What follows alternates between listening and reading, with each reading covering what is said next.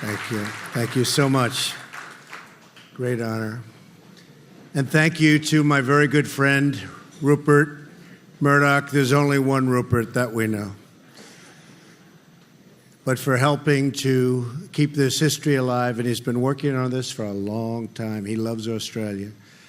And for the next generation, and thanks also to the legendary, talented golfer, Greg Norman. I used to think I was a great player, and then I played with Greg one time, and I said, well, I'm not going to play golf for a living. He saved me a lot of time, I'll tell you that. And thank you to everyone here tonight for helping us to honor and remember those very brave souls who answered the call of freedom. Also to Anthony Pratt, who just pledged $2 billion. And that's peanuts for Anthony, if you know Anthony. Come on, Anthony, you can do better than that. Thank you. Thank you very much, Anthony. That's beautiful. It's really a special privilege to be back on the Intrepid and to address both American and Australian heroes.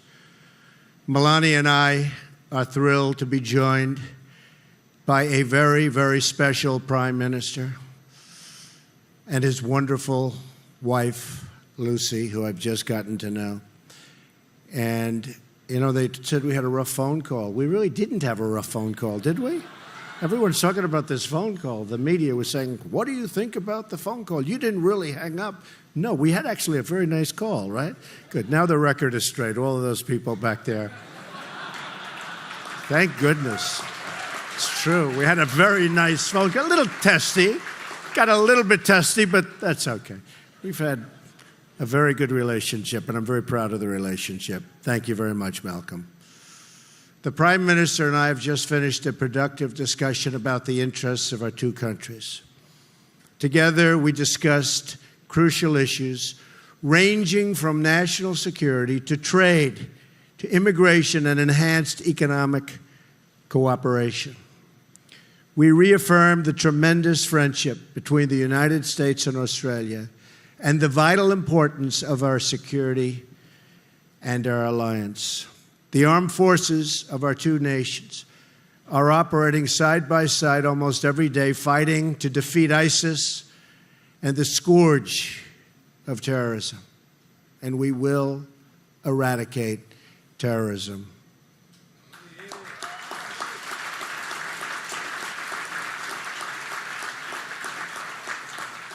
To every man and woman who has served America and Australia in uniform, two proud nations salute you, believe me.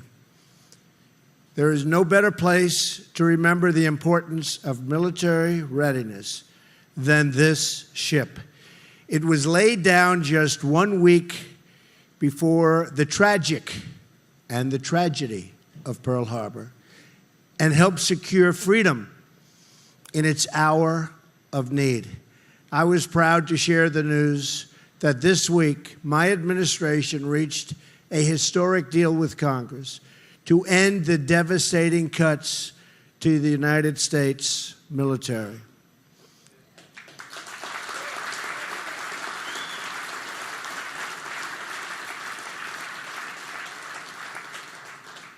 I don't know what they were thinking when they started cutting, but we got it all coming back in big league, believe me. It's coming back fast, ordering lots of planes, lots of ships, lots of jobs too, by the way. We will add more than $25 billion for national defense in a short period of time, and we will ensure that our service members have the equipment, tools, training, and resources that they need and that they so richly deserve.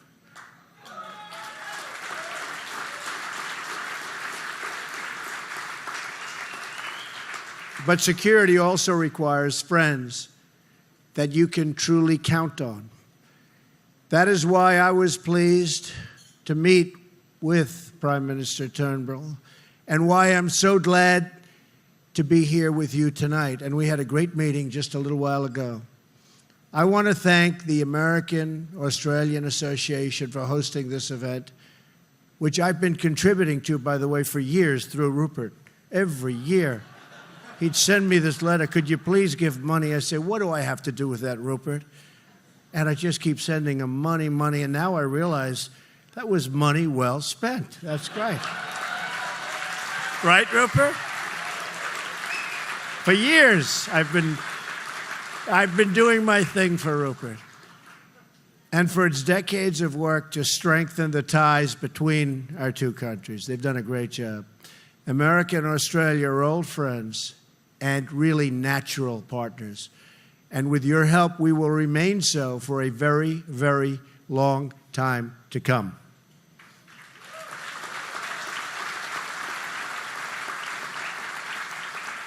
Our two nations were born as the rebellious children of the same parent.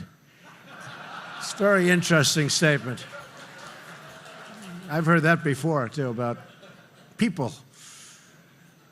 And for nearly a century, Americans and Australians have fought together, bled together, and died together as brothers and sisters. Since the First World War, when Australians led Americans in the Battle of the Homel, our brave warriors have fought shoulder to shoulder in every major conflict together. Their righteous cause has always been the same: the safety of our citizens and the survival of our freedom. From the beaches of Normandy, a vicious, vicious fight, to the jungles of Vietnam and the desert landscapes of the Middle East, where lots of progress, believe it or not, after all these years, is being made. Americans have had no better friends than the Australians. I mean that.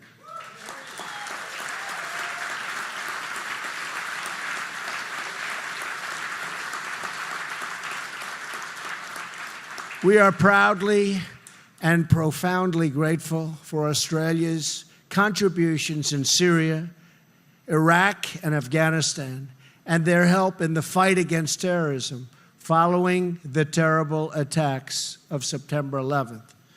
On behalf of the United States, I thank the Australian people tonight. Believe me, I have so many friends here from this country, and we love Australia, all of us. We really love Australia. Thank you very much.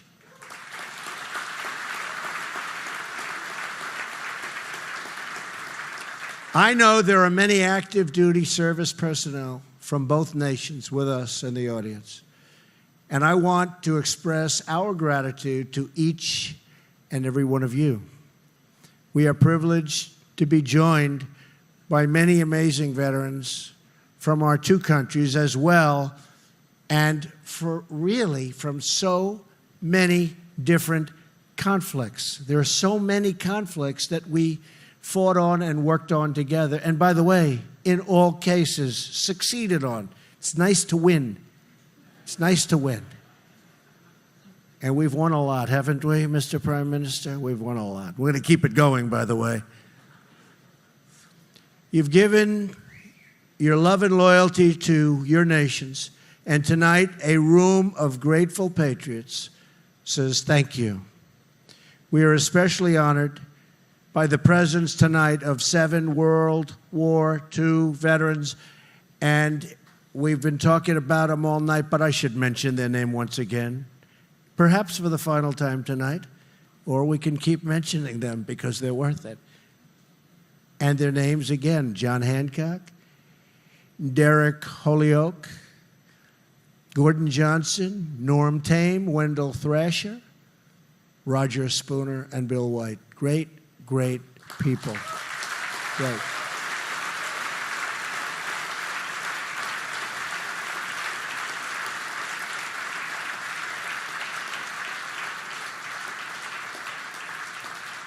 These men stood at the breach in the battle to save civilization, and their sacrifice kept us free. Exactly 75 years ago this week, these men saw that historic battle with their own eyes.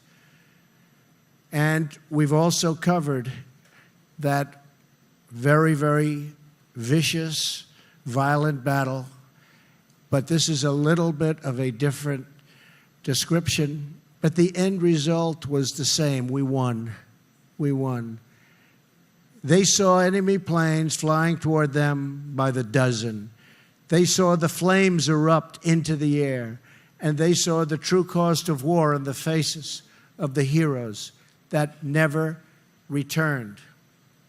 On this special gathering, on this special night, we remember the courage of these men and every man, Australian and American, who fought in the Battle of the Coral Sea.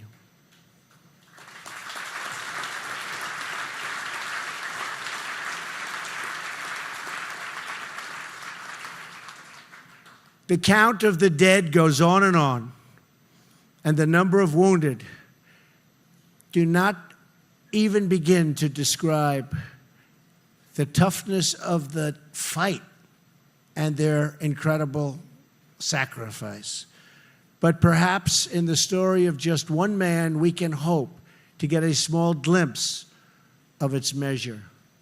It is the story of Lieutenant Jack Powers, a Navy flyer. He grew up just miles from here in a modest apartment in Washington Heights, right up the road. He then went on to the United States Naval Academy, incredible place. There, his roommate said of Jack, never trust him to respect conventionalities, because he wasn't a conventional person, to put it mildly. He's a hilarious rebel and his own man.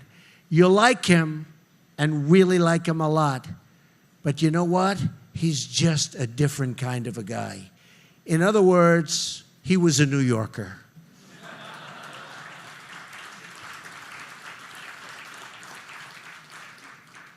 By the attack on Pearl Harbor, Jack had already served 6 years in the Navy.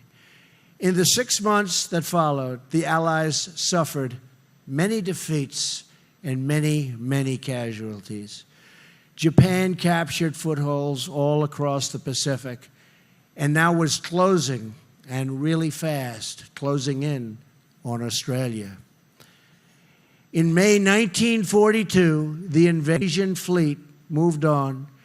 Port Moresby, the vital base just a few hundred miles from Australian shores. It was there off the coast that American and Australian ships met the enemy in the Coral Sea. On the morning of May 7th, Jack Powers launched his dauntless dive bomber from the depth and deck of the Yorktown. He was some flyer, I can tell you that, some great flyer. Soon, he dived straight at an enemy carrier and dropped his bomb so low, he was almost caught in the blast, and he was badly hurt. But he escaped, and the carrier sank. That night on the Yorktown, Jack urged the other pilots to take the same risk. He said, that's the way you do it. That's the way you win. That's the way you sink them. Whatever the cost, even if it costs you your lives, that's the way you sink the ship.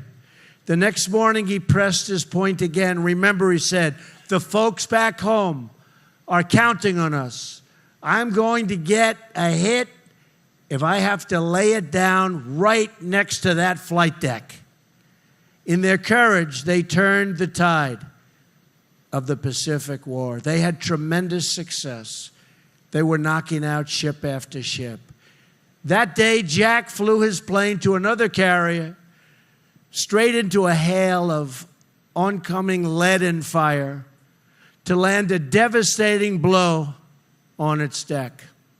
Seconds later, the colossal blast, the one Jack was talking about and saying we have to take the risk, engulfed his plane, and Jack was gone.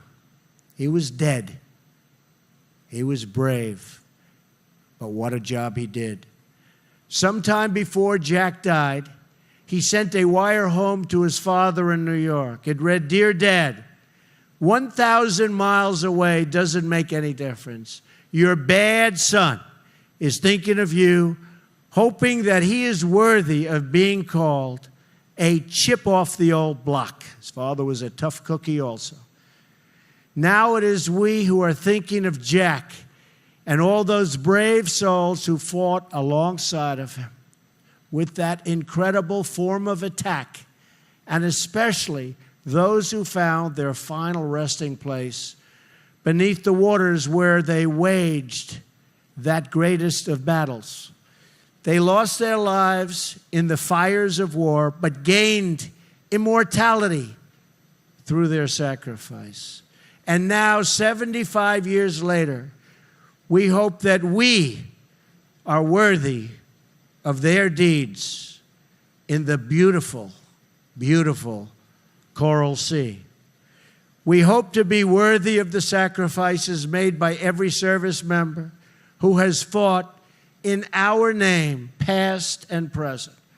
The men who fought the Second World War saw terrible things, horrible things, deathly things, but they also witnessed spectacular valor and bravery.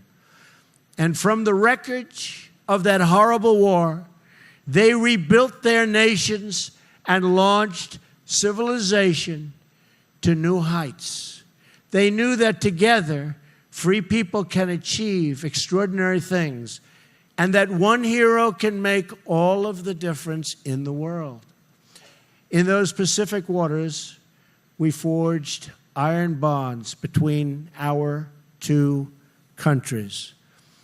Few peoples in the world share ties in history, affection, and culture like the Americans and the Australians. Few, believe me.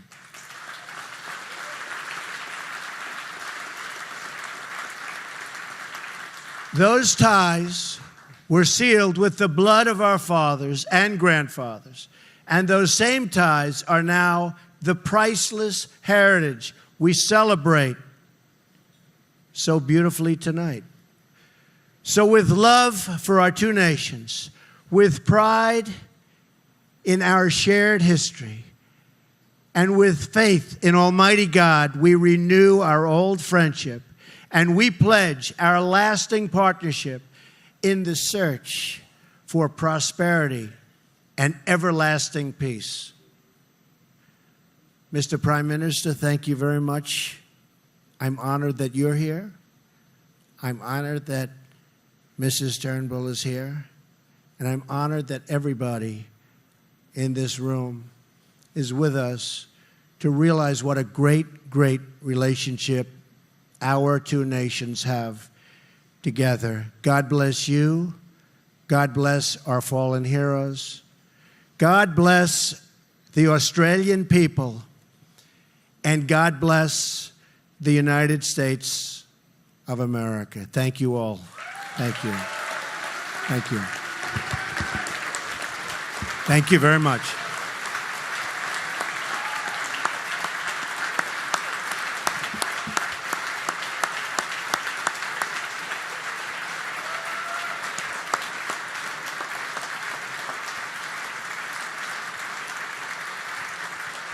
Please welcome